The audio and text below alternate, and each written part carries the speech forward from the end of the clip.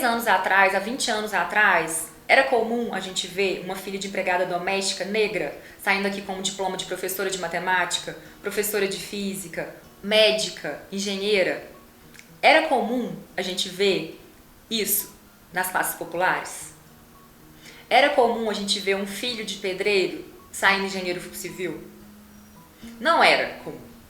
Ela não só transformou o perfil da universidade, mas também deu expectativas, deu esperanças para que essas famílias de classes populares pudessem, inclusive, planejar. Não, meu filho vai poder ir para a universidade. Na minha família, eu sou uma das primeiras a estar ingressando no ensino superior. Eu já tive primos que entraram, até mesmo estudaram aqui na UFLA e estão aí fazendo carreira para fora. Mas na minha família mais próxima, eu realmente sou a primeira. Meus pais não chegaram a concluir o ensino superior. Na verdade, minha mãe não concluiu o ensino fundamental, meu pai só concluiu o ensino médio. Então, a minha mãe, ela é graduada em pedagogia, né?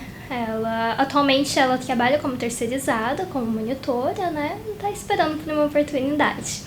Já o meu pai, ele tem apenas o Fundamental 2. Ele não chegou a concluir o Fundamental 2, então não tem nenhum outro tipo de curso de graduação. Na família direta, somente eu com a graduação em nível superior. Eu e minhas irmãs, a gente tem o ensino superior e meus pais não. E meus pais, um fato interessante, que eles moraram aqui na UFLA, né? Meu pai foi funcionário da Exal, nossa, muito tempo antigamente, né? E ele morava na UFLA, foi funcionário da UFLA, eles não têm o ensino fundamental, meus pais. E fazendo uma relação com as cotas, meu pai queria que os filhos estudassem aqui. E é interessante que a UFLA, vou usar uma referência dele, né? Era muito branca. E ela se tornou, graças às leis de cotas, mais preta com o tempo. Então é exatamente por uma idealização familiar que eu chego à UFLA. E minhas irmãs, elas também depois vão buscar o ensino superior. E na minha pesquisa de mestrado, foi bem impactante porque a pesquisa ela aconteceu de 2018 a 2020. Quase todos os entrevistados, e todos os entrevistados negros, todos os estudantes, usuários de assistência estudantil negros, afirmaram: eu sou o primeiro da minha família a entrar na universidade. Isso é muito simbólico, isso para mim representa o sucesso da política de cotas e assistência estudantil também, porque esse estudante ele continua aqui. Mesmo passando por dificuldades, ele consegue enxergar o papel dele nesse núcleo familiar de ser o primeiro estudante a estar no ensino superior público e de qualidade. Eu vejo que com essa a habilitação que eu tenho, né, como graduado em Direito, o meu universo de possibilidades no mercado de trabalho é de uma maneira ampla, né, essa possibilidade, porque eu tenho concursos públicos que eu posso prestar na área jurídica, né, a atuação como profissional de advocacia, né, como advogado. Então, essa minha formação, sem dúvida, amplia os horizontes profissionais de uma maneira salutar. O meu grande sonho é me tornar juiz de direito, né? Então, seria o concurso da magistratura. O mais interessante antigamente a gente não tinha, né, tantos formandos em medicinas negros e negras.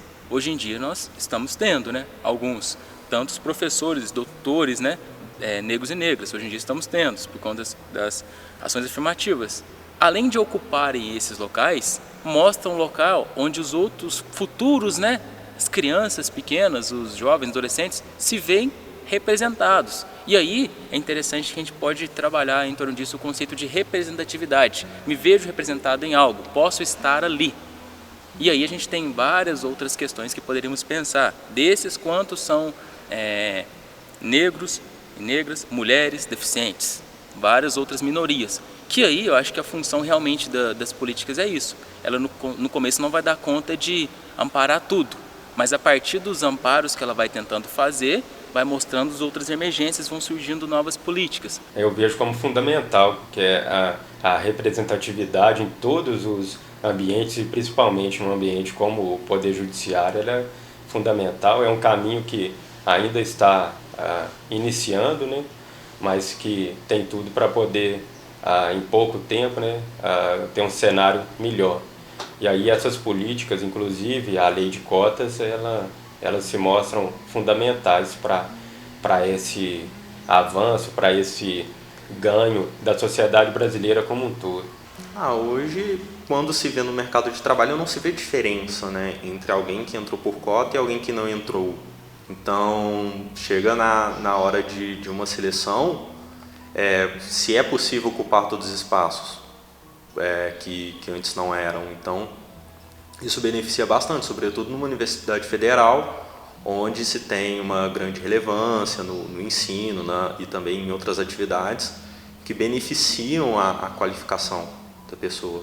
Para o meu futuro, eu pretendo continuar, né, com a minha caminhada, arrumar um emprego também, me estabilizar financeiramente, continuar com os estudos, né, que a gente nunca para, reforçar alguns conhecimentos e ir para residência também. Eu vejo sim que isso é refletido na sociedade como um todo, porque esse estudante que sai daqui com esse diploma, com uma perspectiva, ele aumenta o capital cultural dele, ele tem chance de fazer com que essa família ela tenha condições de ascensão social, de mobilidade de classe, né?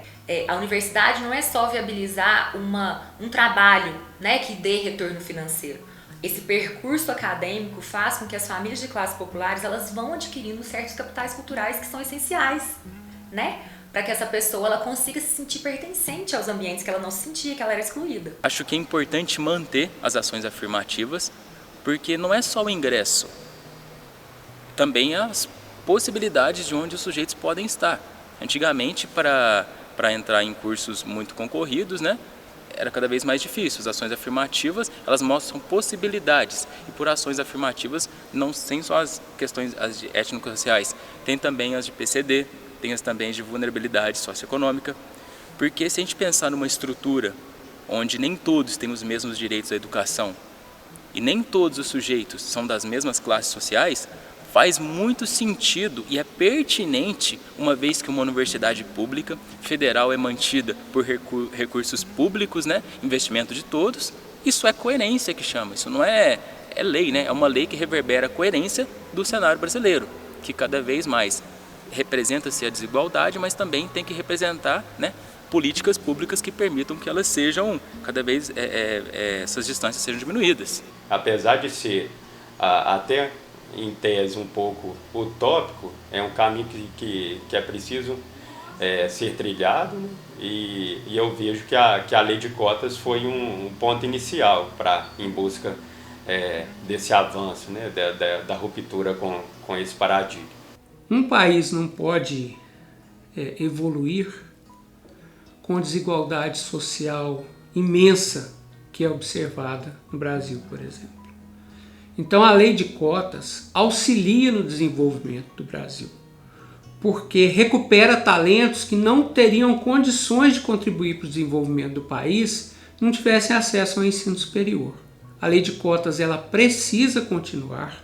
A universidade pública e gratuita ela é fator de desenvolvimento do país, precisa continuar, expandir vagas, oferecer mais oportunidades. É falso o discurso ou a narrativa de que há injustiça em reserva de vagas porque isso é privilégio. Não, nós estamos corrigindo injustiças. E essa correção de injustiças precisa continuar até que nós não tenhamos mais o abismo entre os que mais têm e os que menos têm nesse país.